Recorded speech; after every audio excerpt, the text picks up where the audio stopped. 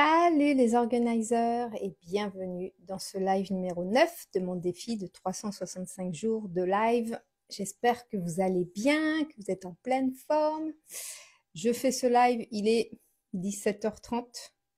Je me suis dit que c'était le bon moment pour le faire et aujourd'hui j'avais envie de parler de chance dans la loi de l'attraction. Est-ce que vraiment c'est de la chance? L'autre jour, je me suis rappelé que quand j'étais jeune, je me décrivais comme une chanceuse. J'avais la chance dans tout. À chaque fois que je voulais quelque chose, j'obtenais ce que je voulais. Voilà, je réfléchissais pas. Et c'est vrai que c'était naturel d'obtenir, bonsoir Natso, d'obtenir ce que je voulais parce que ça venait tout seul. J'avais l'impression que ça venait tout seul. Donc je me posais même pas de questions. Donc j'avais, là où j'ai le plus remarqué, enfin, les derniers souvenirs. Bonsoir Loretta. Les derniers souvenirs enfin les plus vieux ou les plus anciens souvenirs que j'ai par rapport à la chance, c'est quand j'étais au lycée, je m'amusais à prendre des tickets à gratter. Et je ne perdais absolument jamais. Je gagnais tout le temps. Au moins, à l'époque c'était en francs, au moins 2 francs, enfin au moins la valeur de ce que j'avais investi dans mon ticket à gratter, je gagnais. Et pour moi, c'était naturel. Je ne perdais jamais. Donc, je jouais une fois par semaine peut-être ou une fois tous les 15 jours. Bonsoir Céline. Et donc, des petites choses comme ça me faisaient entretenir la pensée que j'étais extrêmement chanceuse. Et plus tard, j'étais pas encore majeure, donc je devais encore être au lycée. J'ai un de mes frères qui jouait au tiercé, qui aimait bien jouer au tiercé, et qui avait déjà gagné plusieurs fois, qui faisait plein de calculs. Il avait des cahiers entiers où il calculait quel cheval allait gagner par rapport au jockey, par rapport au numéro du cheval, par rapport au nom du cheval. Enfin bon, il avait tout un super calcul dans son cahier et tout. Et à un moment donné, ça marchait moins bien, son système de cahier là. Et il avait fini par prendre la technique de jouer trois jeux différents parce qu'il hésitait entre 5 chevaux, admettons, enfin bon, bref. Et il me demandait ce que moi, enfin, c'est moi qui lui demandais, je dis, est-ce que je peux jouer avec toi? Mais je dis, par contre, moi, je prends que tu me dis ce que tu joues et en fait, je pioche un des trois, une des 3 arrivées que toi, tu fais. Ah oui, excuse-moi, c'est vrai, Nelly. Ouais, mais tu peux m'appeler Lily, hein. Il n'y a pas de problème. Et du coup, où j'étais rendue? Oui, il jouait 3 jeux différents, 3 numéros différents, avec un ordre différent. Et en général, ouais, il faisait entre 3 et 5 jeux, et moi, j'en choisissais un dans sa liste de jeux. Et à chaque fois que je choisissais le gagnant et tout, enfin oui, non, il jouait les gagnants, c'est ça qu'il jouait. Donc il y avait un cheval, mais il en jouait 5 en les mettant gagnants pour être sûr d'avoir de gagner en fait. Et moi, dans ces 5 chevaux, j'en prenais un seul. Et ben je gagnais à chaque fois. Je gagnais à chaque fois. Et du coup, mon frère, il me disait, mais comment tu fais pour à chaque fois tomber sur le bon numéro? Je dis, je sais pas, je sens que c'est lui qu'il faut que je choisisse et donc je le prends et c'était mon intuition en fait. Je sentais ce cheval-là, ce numéro-là qui m'appelait et je gagnais à chaque fois. Il était impressionné de ça.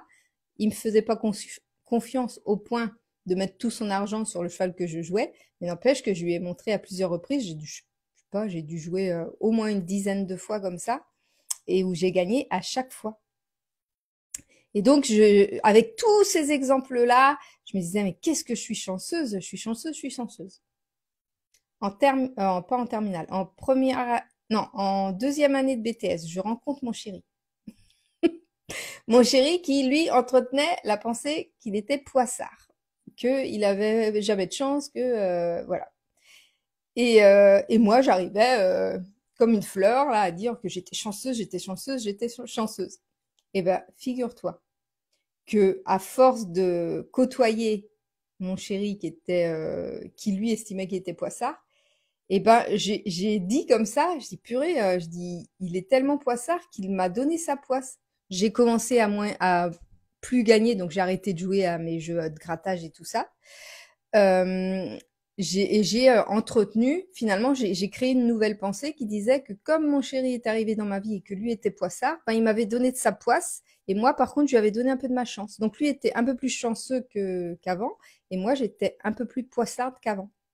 Mais en fait, la vérité, c'est pas du tout que c'est mon chéri qui m'a donné sa poisse. C'est moi qui ai créé cette pensée-là, que comme lui entretenait l'idée qu'il était poissard, bah, j'aurais bien de la chance, moi, de pas être poissarde. Et, et du coup, en fait, j'ai entretenu la pensée qu'il avait des teints sur moi. Et plus tard, enfin, j'ai entretenu ça et du coup, il nous arrivait tellement d'avaries à tous les deux. Enfin bon, bref, on a vraiment, en fait, c'est depuis que je suis avec mon chéri que j'ai connu tout un tas d'événements divers et variés, des tas d'épreuves. Mais c'est pas parce que mon chéri est avec moi dans ma vie, c'est parce que j'ai changé mes pensées. J'ai changé mes pensées parce que je suis partie d'une pensée au départ où j'allais euh, où la poisse de mon chéri aurait un impact sur moi. Et en entretenant cette pensée, j'ai finalement cultivé cette pensée et on s'est attiré plein de bazar qui étaient chiants. Bonsoir Sophie. Et, euh, et en fait, c'est ça, la loi de l'attraction, le fait d'avoir de la chance ou pas de chance, c'est la pensée que tu entretiens. Plus tu vas entretenir la pensée que t'as pas de chance, plus tu vas entretenir la pensée que tu n'auras jamais ce travail que tu rêves, plus tu vas entretenir la pensée que tu seras jamais capable de faire cette formation, plus tu vas entretenir la pensée que tu pourras jamais obtenir cette voiture, obtenir cette maison, pouvoir avoir un job qui correspond à ce que tu souhaites, pouvoir avoir une relation saine et une relation amoureuse qui soit à l'image que tu aimerais avoir, plus tu entretiens ça, bah plus tu vas l'attirer en fait. Moins tu vas avoir de chance. Et plus tu vas entretenir la pensée que de toute façon tu vas y arriver, que de toute façon ce que tu as en tête, tu vas l'obtenir, que c'est fait pour toi, que ça peut pas être autrement, que ouais, qu'en fait c'est ta vie. Comme moi, je reprends à cultiver la chance que je cultivais naturellement quand j'étais plus jeune. Parce que je me souviens exactement dans quel état d'esprit j'étais à l'époque. Et même, parce que faut pas rêver, même adolescente, enfant, quoi que ce soit, j'ai vécu des événements qui étaient pas cool, mais je les ai, ça n'a pas été ça n'a pas été ces événements-là qui ont été mon moteur. Mon moteur, ça a été toutes les belles choses qui me sont arrivées et c'est ça qui engendrait la chance que je cultivais au quotidien. Et quand j'ai rencontré mon chéri, bah en fait, lui, il m'a montré l'autre face de la pièce, en fait, comment ça pouvait être si on avait un autre genre de pensée. Mais, et sans m'en rendre compte, bah, j'ai fini par, comme quand on est en couple et qu'on fusionne, entre guillemets, quand on commence à être un couple et qu'on partage beaucoup de choses, bah, forcément, l'un déteint sur l'autre. On voit bien les gens qui se mettent en couple, à force d'être ensemble, ben, l'un déteint sur l'autre, forcément. Donc, moi, j'ai déteint sur lui et l'ai rendu plus chanceux, et lui a déteint sur moi, il m'a donné la poisse. Mais pourquoi? Parce que j'ai pas conscientisé le fait, j'ai pas travaillé le fait qu'en fait, le fait qu'en fait, oh purée, comment je parle. Bref, c'est pas grave. J'ai pas continué à perpétuer la pensée que j'étais chanceuse et que mon chéri soit là ou pas, qu'il soit pas poissard ou pas, je continuerai à être chanceuse. Si j'avais continué à entretenir ça, bah en fait, j'aurais continué à voir la vie de la façon dont je la voyais à l'époque et j'aurais certainement engendré une autre réalité que celle que j'ai vécue. Ah, je me dis la même chose. Ah bah c'est cool. Et donc voilà, j'avais envie de te partager ça parce que ta réalité dépend de la pensée que tu entretiens. Donc à partir de ce soir, je te mets au défi, à partir de maintenant là, ou à partir du moment où tu vas voir cette vidéo en replay. Et si là tu es en direct, c'est à partir de maintenant. Je veux que tu te dises tous les jours que tu es hyper chanceux, hyper chanceuse.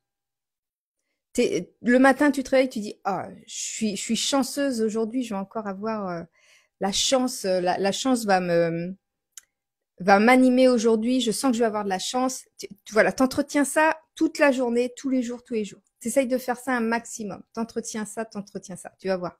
Tu vas voir que tu vas enclencher des événements, des situations qui vont paraître être des moments de chance, alors qu'en fait, c'est juste toi qui travaille cette pensée-là et qui provoque les événements dans ta réalité parce que tu entretiens cette pensée-là. Et la dernière petite chose que je voulais raconter, c'est l'autre jour, on a mangé une galette des rois briochée. Et c'est pas forcément moi qui coupe la galette des rois, mais là, c'est moi qui l'ai coupée. Et on rigolait, on disait, dans la brioche, en fait, il y avait un endroit qui était plus boursouflé, il y avait une grosse bosse. Et je dis, tu vois, la fève, elle doit être là. Et en rigolant, quoi, mais j'en servais rien. Et puis je dis, je vais couper à côté pour, au cas où, ne pas couper dans la fève. Je coupe à côté, je tombe pile au milieu de la fève. J'ai pas pu couper la part. Donc on a su direct, et c'était la première coupe que je faisais. Hein. J'avais pas coupé du tout la brioche. Et là, je commence à couper, je tombe sur la fève. Et donc, après, c'était impossible de choisir la part sans savoir où était la fève. Et donc, ça m'a beaucoup fait rire. Et j'ai mon fils aîné qui m'a dit, maman, le premier coup de couteau que tu mets dans la brioche, tu tombes sur la fève. Il dit, mais faut que tu joues au loto. Mais en fait, c'est ça, même pour gagner au loto. Les gens qui gagnent au loto, c'est qu'ils ont lâché prise sur le résultat tout en étant persuadés qu'ils auraient la chance de gagner. C'est très subtil en fait. C'est très subtil. Et moi, je sais que je ne gagne pas au loto. J'ai joué plusieurs fois. Hein. Je sais que je ne gagne pas parce que ma pensée que ce serait trop beau que je gagne est plus forte que ma pensée qui dit que je vais gagner de toute façon. Donc, c'est quelque chose que je peux travailler. C'est quelque chose à travailler. Et je suis sûre que si chacun, on arrivait à maîtriser ça, on pourrait tous gagner au loto. J'écoute des audios personnalisés pour m'aider à me convaincre que tout va bien, que je suis dans l'abondance. Eh ben, c'est super ça. C'est des audios personnalisés, ça veut dire que c'est ta propre voix. Moi, je sais que je me fais des audios aussi où je mets des phrases qui me parlent à moi. Alors souvent, je les crée mes phrases en fait. Des fois, je m'inspire aussi des textes des autres et je les réadapte à ce que ça me fait ressentir. Parce qu'en fait, le vrai pouvoir des audios, le vrai pouvoir des méditations guidées, le vrai pouvoir des affirmations positives, le vrai pouvoir des suggestions positives, c'est que la façon dont c'est écrit ou de la façon dont c'est parlé, ça provoque une émotion chez toi. Et c'est l'émotion, plus ça provoque une émotion positive, une émotion d'abondance, une émotion où tu te sens où tu te sens abondante, où tu te sens bien, où tu te sens aimé, où tu te sens au meilleur de toi-même en fait, eh bien c'est ça qui provoque la manifestation. C'est ça qui va enclencher la manifestation. Ce serait bien si on pouvait gagner au loto, mais il faut y jouer pour cela. Ben voilà. Alors pourquoi les gens n'y jouent pas?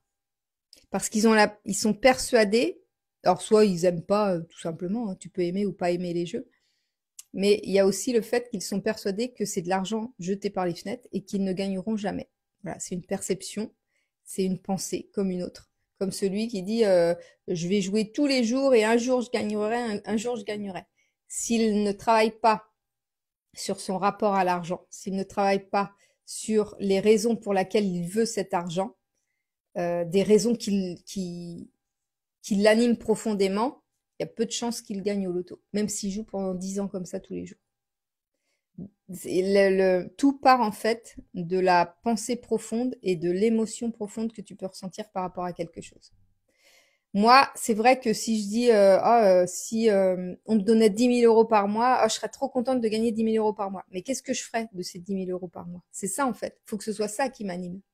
Et ce qui m'anime, moi, cette année, c'est de penser que je vais pouvoir faire des week-ends en famille, que je vais pouvoir faire plus de voyages, que je vais pouvoir, parce que je peux travailler à distance en fait, c'est ça qui est chouette.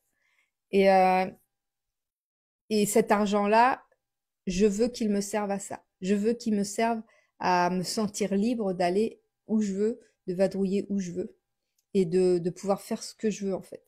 Et pendant longtemps, parce que là je suis en train de travailler sur mon rapport à l'argent, pendant longtemps, j'ai pensé qu'en fait l'argent me bridait, me privait de liberté, parce que pour moi l'argent ne pouvait se gagner qu'en travaillant très dur. Et là je change toutes mes croyances par rapport à ça. Et je suis en train de modifier ça pour que ce soit beaucoup plus fluide et que je comprenne que c'est pas parce que tu travailles plus dur que tu gagnes plus d'argent, mais c'est parce que tu aimes ce que tu fais que ça attire l'abondance à toi. Non, mais la personne qui me l'a créé en faisant semblant d'être moi avec mon prénom et après elle parle comme si elle parlait à moi. C'est dans les deux sens. Ah, c'est pas mal. Elle parlait, ouais. Ouais, ouais, c'est pas mal ça. C'est quelqu'un qui propose ça. C'est pas mal, franchement. Moi, j'étais en train de me dire ça dans ce que je pourrais proposer, mais pour l'instant, c'est pas du tout dans mes projets. Mais c'est une idée que j'avais de, de proposer de créer des audios ou ouais, des audios personnalisés en fait, où je parle pour la personne en question après avoir eu un entretien avec elle, voir ce qu'elle a envie, etc., ce qu'elle veut créer dans sa vie, parce que souvent on n'arrive pas à, à créer ces phrases qui vont avoir un impact fort sur sur nos manifestations. J'ai un audio sur l'abondance et un pour la confiance en soi. Ouais, ça c'est bien. Et c'est vrai qu'il faut écouter ça tous les jours. Le minimum 2 fois par jour, moi je dirais. Le matin au réveil, parce que on n'a pas encore eu le temps de réfléchir à quoi que ce soit, on n'a pas encore eu le temps de penser au boulot ou de penser à la famille ou de penser au rendez-vous ou de penser à, à toutes les tâches ménagères, etc. Et le soir, juste avant de s'endormir, parce que comme ça, c'est la dernière pensée qu'on a et ça a le temps de travailler au niveau du subconscient pendant toute la nuit. C'est vraiment les 2 meilleurs moments. Et après, quand on peut, c'est bien aussi de relire le midi, par exemple, pendant la journée. C'est le bonus en plus, quoi. Je le passe en boucle. Mais est-ce que tu ressens l'émotion quand tu le passes? Est-ce que quand tu écoutes ton audio, tu ressens l'émotion à chaque fois? Parce qu'il faut qu'il y ait les deux. C'est bien, c'est bien de connaître. C'est bien de répéter les choses, mais si elles ne te font euh, pas réagir ou si elles ne te font dégager aucune émotion, ça ne fonctionnera pas. Avec Spotify, tu peux le passer en boucle, il y a une fonction. Oui, Spotify, oui, oui. J'ai Spotify et j'avoue que en fait, ça s'arrête jamais. Ça s'arrête jamais sur Spotify. Moi, j'ai écouté des podcasts, j'écoute des podcasts sur Spotify. Et ce qu'il y a, c'est que comme ça s'arrête jamais, je finis par m'endormir et pendant la nuit, je me réveille et ça me réveille en fait. Donc c'est pas, pour moi, c'est pas l'idéal. Alors, Céline qui me dit, je ne joue pas car mon père était un gros joueur et il a fait des dettes de plusieurs milliers de francs que ma mère a dû payer une bonne partie de sa vie car il s'est fait licencier quand ma mère l'a quitté. Bah, tu vois, ça, c'est une projection que tu fais, Céline. C'est-à-dire que comme ton père était un gros joueur et qu'il a fait des dettes, tu projettes le fait, tu assimiles les jeux à quelque chose de négatif et tu assimiles les jeux à ton père. Et en fait, ça a rien à voir. Je veux dire, les jeux et ton père, c'est pas la même chose. C'est juste une projection que tu fais par rapport à ça et une croyance que tu entretiens par rapport à ça. Mais je peux le comprendre, ça. Je peux le comprendre. Mais si un jour tu as envie de jouer parce que ça te fait plaisir ou si tu te prives de, pas forcément pour les jeux, mais pour quoi que ce soit, si tu te prives de faire quelque chose parce que tu fais une projection par rapport à un mauvais souvenir, bah, ça t'empêche des fois de connaître des expériences qui pourraient être sympas pour toi. Et ouais, ça t'empêche en fait de vivre ta propre vie. Quand on fait des projections comme ça et qu'on assimile des situations, même des objets, n'importe quoi à quelqu'un ou à quelque chose de négatif, ben on entretient ça toujours. Faut casser cette pensée-là. Et tu peux casser cette pensée-là en te disant, bah, par exemple pour les jeux, même si tu joues pas au même jeu ou mais peut-être que t'aimes pas les jeux parce que c'est possible que t'aimes pas les jeux en dehors du fait que il y a ce souvenir-là avec ton père. Mais autrement, faut pas t'empêcher de faire quelque chose parce que tu projettes un mauvais souvenir dessus. Parce que plus tu entretiens ça, plus ça devient une vérité pour toi et moins tu guéris de ça en fait. Ce souvenir-là, il reste toujours, il a toujours un impact sur tes émotions. Je pense que tu vois, rien que de l'écrire là, rien que d'y repenser, ça a fait revivre, ça t'a fait ressentir l'émotion, une certaine émotion qui doit pas forcément être agréable. Oui, mais surtout pour la confiance en soi. La première fois, ça m'a fait pleurer. Ah, c'est qu'il y a eu des déblocages. Quand les émotions sortent comme ça, c'est qu'il y a des déblocages qui se passent. Et ça c'est bien, c'est positif. J'aurais tellement aimé que l'on me parle comme ça. On te parle comment? Parce que du coup, j'ai pas suivi. Céline, tout à fait. Je sais que c'est une croyance limitante. Ouais. Et plus tu vas entretenir ça, plus elle va grossir. Plus tu entretiens, plus ça grossit. Alors autant entretenir une nouvelle croyance euh, positive ou qui va dans le bon sens, qui va faire un pied de nez à la croyance qui te sabote. C'est ça en fait la magie. Mais c'est un travail de tous les jours. C'est un travail de répétition beaucoup et de trouver la phrase, de trouver l'audio, de trouver le système qui va te correspondre et qui va te permettre de lâcher cette croyance et de t'en insuffler une nouvelle qui va te porter plutôt que de te maintenir au sol avec un gros boulet à la cheville. Bonsoir Coca. Bon bah je vais vous laisser avec ça, avec ce live. Merci beaucoup d'avoir participé, c'était très très sympa. Dans l'audio, elle me dit que je suis super, que tout le monde m'aime. Mais oui, tout le monde m'aime, tout le monde t'aime, tout le monde m'aime. Mais oui, tout le monde m'aime. Mais oui, tout le monde t'aime. Faut pas que tu doutes de ça. T'es une personne formidable. T'es une personne merveilleuse parce que t'es une humaine. Et à partir du moment où t'es humain et où tu ne fais de mal à personne, t'es une belle personne et t'es merveilleuse. De rien, avec plaisir. Et c'est sincère. On devrait pas se saboter comme ça. On est tous merveilleux. Et on a tous le droit aux jolies choses. Oh, gros bisous Nelly, je t'aime. Moi aussi, je vous aime. Oh là là, que de l'amour. Je vais pleurer, hein. Me faites pas pleurer. Merci beaucoup. Oh là là, plein d'amour comme ça. C'est beau. Merci beaucoup. Bonsoir Karine. Je vous fais des gros gros bisous. Merci d'avoir été là. Je suis super contente d'avoir eu cet échange-là. C'était trop bien. Je vous fais des gros bisous. Je vous aime beaucoup beaucoup. Et je vous dis à demain pour le prochain live. Des bisous. À demain.